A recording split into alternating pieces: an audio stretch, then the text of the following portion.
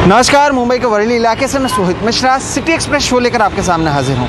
Show की शुरुआत महाराष्ट्र की खबर के साथ ही करेंगे, क्योंकि शनिवार के दिन महाराष्ट्र के गढ़चिरौली में नक्सलियों से हुई मुठभेड़ में टॉप नक्सली कमांडर मिलिंद तेलतुंबड़े भी मारा गया।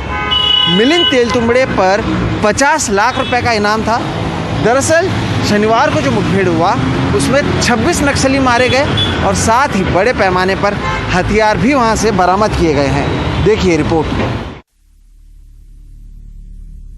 शनिवार के दिन महाराष्ट्र के गढ़चिरौली जिले में पुलिस के साथ घंटों तक चली मुठभेड़ में 26 नक्सली मारे गए। C60 पुलिस कमांडो दल ने तलाशी अभियान शुरू किया और फिर नक्सलियों के साथ मुठभेड़ हुई। मरने वालों में 20 पुरुष और 6 महिलाएं हैं। कल जो गढ़चिरौली में नक्सलियों के साथ जो एक एनकाउंटर हुआ उसमें कम से कम 26 नक्सलाइट्स मारे गए हुए हैं। उसमें 20 पुरुष हैं, 6 महिलाएं हैं। और ये गढ़चिरौली पुलिस ने कंफर्म किया है अभी तो इसमें मिलिंद तेलतुंबड़े भी है। ये फायरिंग खत्म होने के बाद जब हमारी पार्टीज ने उस एरिया को सर्च किया तो उस एरिया में हमको नक्सल का बड़े पैमाने पे सामान मिला। बहुत ज़्यादा मात्रा में सोफिस्टिकेटेड वेपन्स मिले, एम्यूनिशन मिले और उसके साथ साथ हमें 26 नक्सल के डेड बॉडी मिले, जिसमें 6 फीमेल और 20 मेल का समावेश है। मुठभेड़ में मिलिंद तेलतुंबड़े के मरने की भी पुष्टि हुई है। इसे एक बड़ी कामयाबी मानी जा रही है।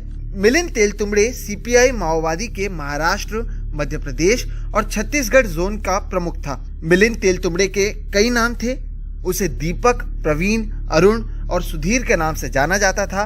भीमा कोरेगांव मामले में भी मिलिंद तेलतुंबड़े को एनआईए ने आरोपी बनाया था और वो फरार था। उस पर 50 लाख का इनाम घोषित था। मिलिंद तेलतुंबड़े के साथ ही इस ऑपरेशन में 4 टॉप नक्सली भी मारे गए हैं, जिनके पास से 5 AK-47 के साथ ही कई हथियार और गोला बारूद बरामद किए गए हैं। पुलिस ने अपनी जान की बाजी लगाकर 26 जो बहुत ही जहाल नक्सल है, जिनके ऊपर कई लाखों रुपए का इनाम रखा था, उनका एनकाउंटर किया है। और इसमें एक मिलिंद तेलतुंबड़े नाम का जो जहाल नक्सल था वो भी मारा गया है। मुठभेड़ में 4 पुलिसकर्मी भी घायल हुए हैं, जिनका इलाज किया जा रहा है।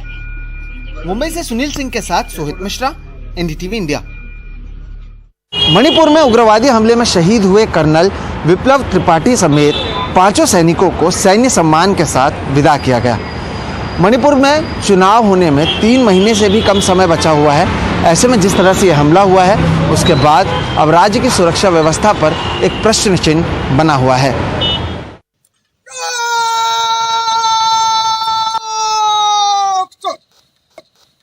असम राइफल्स के कमांडिंग ऑफिसर विप्लव त्रिपाठी को सैन्य सम्मान के साथ विदाई। कर्नल त्रिपाठी के साथ राइफलमैन श्यामल दास, आरपी मीना, खतनई कोयनक और सुमन स्वर्गायरी को भी इम्फाल एयरपोर्ट पर श्रद्धांजलि दी गई। कर्नल त्रिपाठी जब म्यांमार बॉर्डर के पास चूरा चांदपुर के जंगल से परिवार के साथ बटालियन हेडक्वार्टर लौट रहे थे, तभी आईडी धमाका हुआ और फिर घात लगाकर दोनों ओर से उग्रवादियों ने फायरिंग की। हमले में कर्नल विप्लव की पत्नी अनुजा और उनके 8 साल के बेटे अबीर ने मौके पर ही दम तोड़ दिया। Firstly, I'm really shocked when I came to know about the death of one innocent, including innocent boys, innocent child and women. And I strongly condemn in the strongest terms. And I use the term terrorist. And I am sharing my deepest condolence to the family of the families. Manipur में 2015 के बाद यह दूसरा बड़ा हमला है। चंदेल जिला में हुए उस हमले में डोगरा रेजिमेंट के 18 सैनिक शहीद हुए थे। इसके बाद सेना ने उग्रवादी कैंपों पर सर्जिकल स्ट्राइक की थी। यह पहली बार है जब उग्रवादियों ने सैनिक के परिवार को निशाना बनाया है। बेटे की याद में कर्नल विप्लव के पिता सुभाष त्रिपाठी और उनकी मां के आंसू थम चुके हैं। आर्मी के किसी लिंक से छोटा भांजा जो खुद लेफ्टिनेंट कर्नल है उसके पास मैसेज आया। छोटे भांजे ने तुरंत इनकी यूनिट पे फ़ोन लगाया और बोला ये ऐसा है, क्या स्थिति है? तो बोले 7 कैजुअल्टी कन्फर्म है, जिसमें सीओ साहब, उनका पूरा परिवार और 4 जवान, इतनी कन्फर्म कैजुअल्टी है।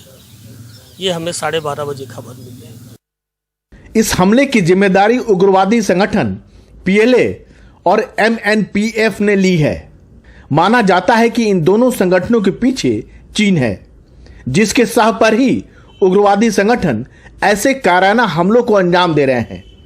सरकार ने साफ किया है कि जिन उग्रवादी संगठनों ने इस हरकत को अंजाम दिया है उसे किसी भी हाल में बख्शा नहीं जाएगा।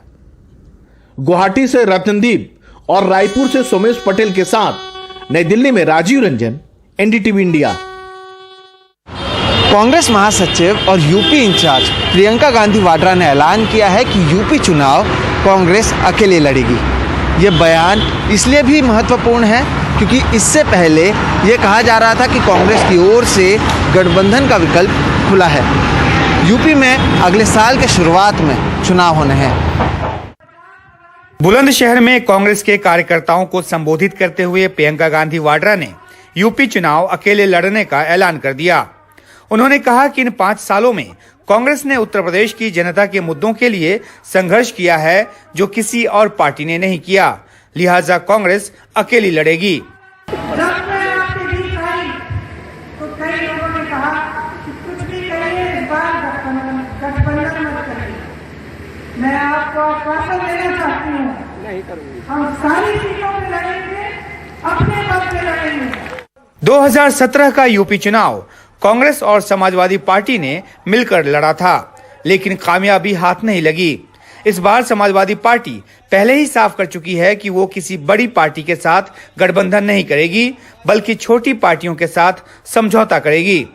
माना जाता रहा कि देर सवेर कांग्रेस और समाजवादी पार्टी वोटों के बंटवारे को रोकने के लिए साथ आ सकती है, लेकिन प्रियंका गांधी के बयान ने इसकी संभावना को फिलहाल खत्म कर दिया है।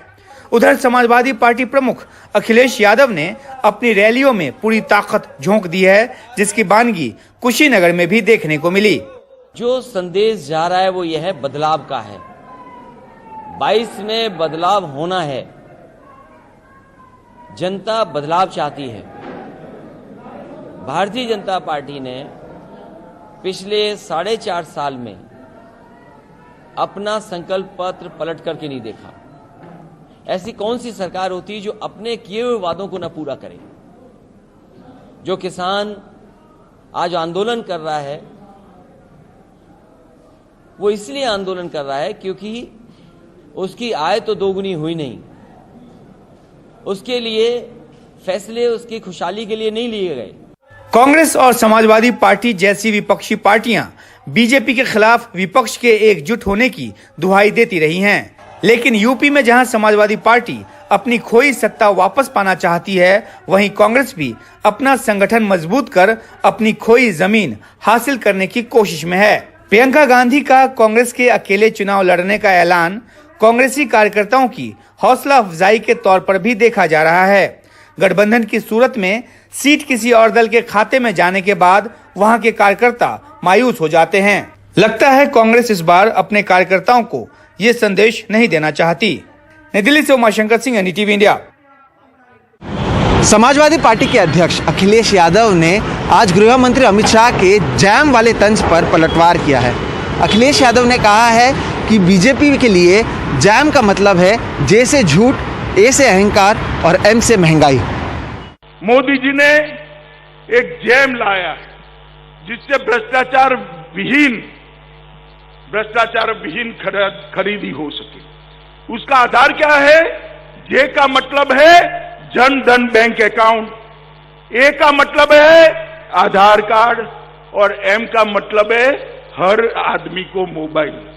अब जब मैं कहीं बोला ऐसा गुजरात में, तो एक समाजवादी पार्टी के नेता बोले हम भी जैम लाए हैं। उनके जेम का मतलब है जे से जिन्ना, ए से आजम खान और एम से मुख्तार।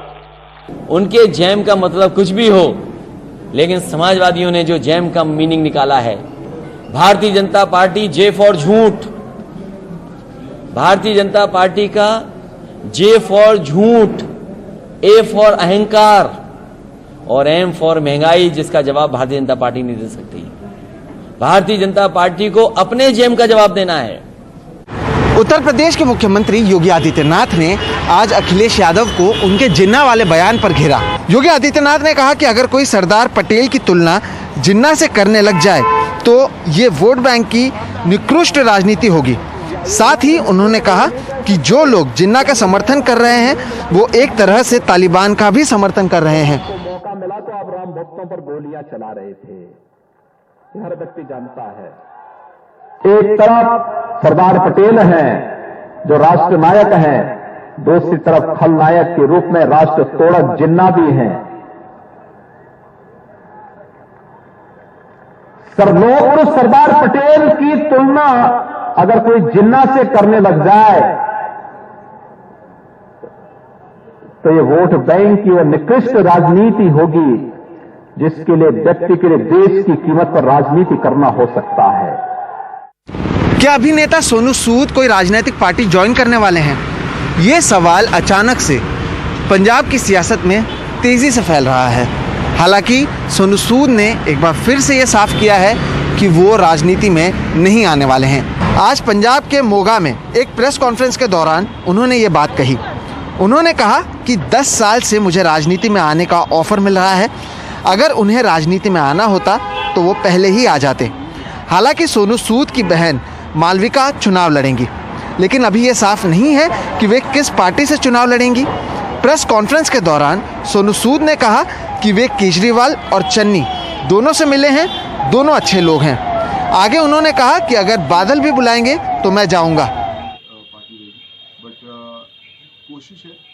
ਹੁਣ मैं आज ਅਸੀਂ ऑफिशियली ज़रूर कहना चाहांगे कि मालविका ज़रूर आएगी पंजाब ਦੀ ਸੇਵਾ ਲਈ और कोशिश करूगी कि ਜਿਹੜੀ ਤੁਸੀਂ ਉਹਨਾਂ ਦੇ ਵਿਸ਼ਵਾਸ ਦਿੱਤਾ ਹੈ कि ਸਾਰੇ ਜਾਣੇ ਮਿਲ ਕੇ ਜਿੰਨਾ ਪਿਆਰ ਉਹਨੇ ਦਿੱਤਾ ਹੈ ਤੇ ਉਹ ਚਾਹੁੰਦੀ ਹੈ ਕਿ ਹੁਣ ਉਹ ਵਾਪਸ ਸੁਸਾਇਟੀ ਨੂੰ ਦਵੇ और खूब मेहनत करे ताकि ये पंजाब ਨੂੰ एक ਹੋਰ ਹੱਥ ਮਿਲ ਸਕੇ ਚੰਗਾ ਕੰਮ ਕਰਨ ਦੀ। देखो मैं हमेशा एक कहना कि पार्टियां इंपॉर्टेंट नहीं है, सोच तो आइडियोलॉजी इंपॉर्टेंट है। असी हजे वो कॉल नहीं लिता है कि इमीडिएटली किहड़ी पार्टी रहेगी। जिंदगी भर का रिश्ता है, कई सालों का रिश्ता है, लोगों के विश्वास का रिश्ता है। तो असी हजे भी सोच रहे हैं कि किस तरह लग्या जाए। कुछ होर मुलाकातां होणगियां, कुछ होर सोच होगी, कुछ असी अपनियां सोचां दसांगे कि असी की चाहते हैं और वो किस तरह लोगों तक वो जिहड़ी सेवा है जां जिहड़ी चीज़ां लोगों तक किद्दां पहुँचन। पर जल्द तो जल्द ਤੁਹਾਨੂੰ ਜ਼ਰੂਰ ਇਨਫੋਰਮ ਕੀਤਾ ਜਾਏਗਾ। ਪਾਰਟੀਆਂ ਦੇ ਮੁੱਖ ਮੰਤਰੀਆਂ ਨੂੰ ਮਿਲ ਚੁੱਕੇ ਹੋ ਜੀ, ਤੁਸੀਂ ਚੰਨੀ ਸਾਹਿਬ ਨੂੰ ਮਿਲ ਚੁੱਕੇ ਹੋ, ਕੇਜਰੀਵਾਲ ਸਾਹਿਬ ਨੂੰ ਮਿਲ ਚੁੱਕੇ ਹੋ, ਕਿਹੜੇ ਚੰਗੇ ਲੱਗੇ, ਕਿਹਨਾਂ ਦੇ ਵਿਚਾਰ ਕੀ ਡਿਫਰੈਂਸ ਲੱਗਾ ਤੁਹਾਨੂੰ ਦੋਨੋਂ? देखो दोनों अच्छे है। मैं वही कहना कि सोच सारा दी वही है कि लोगों का चंगा किया जाए। त्रिपुरा में पुलिस पर धमकाने और डराने का आरोप लगाने वाली 2 महिला पत्रकारों को हिरासत में ले लिया गया है। विश्व हिंदू परिषद की शिकायत के बाद इन महिला पत्रकारों के खिलाफ मामला दर्ज किया गया था। पत्रकार समृद्धि सकुनिया और स्वर्णा झा ने आरोप लगाया कि पुलिस उनके होटल में आई और उन्हें डराया धमकाया। महिला पत्रकारों का कहना है कि वे हाल ही में राज्य में हुई हिंसा की घटनाओं को कवर कर रही थी। उन्होंने बोला कि आपको हमारे साथ अभी जाना होगा, तो हमने उनसे बोला कि आप हमें 5-10 मिनट दे दीजिए या फिर आप हमें जो ले जा रहे हैं तो एटलीस्ट अपना ऑर्डर कॉपी दिखा दीजिए। तो उन्होंने उससे वो दिखाने से भी डिनाई किया है। अभी बोलते हैं कि हम एस्कॉर्ट टीम के हैं। हमने बाकायदा पुलिस जहाँ जा रहे थे हमने गोमती वाले जगह में हमने वहाँ की परमिशन नहीं ली थी, क्योंकि हम वहाँ के बीजेपी एक मेंबर के साथ गए थे, क्योंकि हमें नहीं पता था उसके बारे में। बाकी जहाँ भी हमने रिपोर्टिंग की वहाँ पे हमने प्रॉपर सिक्योरिटी और पुलिस को आगाह किया है कि हम आ रहे हैं।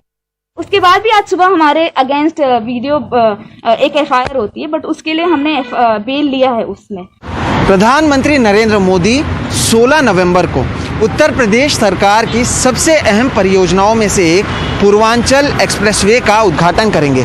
भारतीय वायुसेना के लड़ाकू विमानों ने भी सुल्तानपुर में पूर्वांचल एक्सप्रेसवे पर उतरने की रिहर्सल की।